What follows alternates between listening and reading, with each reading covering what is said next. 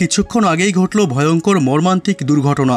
চলন্ত ট্রেনে সেলফি তুলতে গিয়ে মর্মান্তিক মৃত্যু হলো এক যুবকের। রীতিমতো আঁতকে ওঠেন ট্রেনে থাকা যাত্রীরা। খবর পেয়ে ছুটে আসে রেল পুলিশ।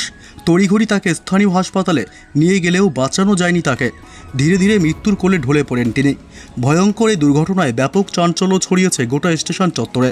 তবে কখন, কোথায়, কিভাবে ঘটল এই ভয়ঙ্কর মর্মান্তিক দুর্ঘটনা, এখন কি পরিস্থিতি সেখানকার, এ বিষয়ে সবই বিস্তারিত জানিয়ে দেব এই খবরে। বিস্তারিত জানতে খবরটি অবশ্যই শেষ পর্যন্ত দেখবেন। আর সবার আগে সবার প্রথম আপনার জেলার লেটেস্ট খবরগুলি জানতে আপনার জেলার নামটি ভিডিওর কমেন্ট বক্সে কমেন্ট করে জানিয়ে দেবেন। তাহলে আপনার জেলার লেটেস্ট কোনো খবর বেরিয়ে আসলেই আমরা আপনাকে জানিয়ে দেব। আর আমাদের ইউটিউব চ্যানেলটি সাবস্ক্রাইব করে আমাদের সঙ্গে থাকবেন। কিছুক্ষণ আগেই চলন্ত ট্রেনে সেলফি তুলতে গিয়ে সিগন্যাল পোস্টে ধাক্কা লেগে মৃত্যু হলো এক যুবকের। ঘটনাটি ঘটেছে ফুলতলায়।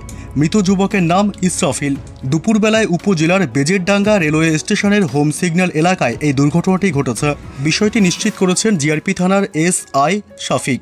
তিনি জানিয়েছেন, খুলনা রেলওয়ে জংশন থেকে বেনাপুলের উদ্দেশ্যে ছেড়ে যাওয়া বেতনা এক্সপ্রেসের যাত্রী ছিলেন বছর 20 ইসরাফিল। চলন্ত ট্রেনের দরজার বাইরে থেকে তিনি মোবাইলে সেলফি তুলছিলেন। ট্রেনটি ফুলতলার বেজেরডাঙ্গা রেলওয়ে স্টেশনের হোম সিগন্যাল এলাকায় পৌঁছালে সিগন্যাল পোস্টের সঙ্গে ভয়ঙ্কর ধাক্কা লাগে তার। এতে ঘটনাস্থলেই তার মৃত্যু হয়।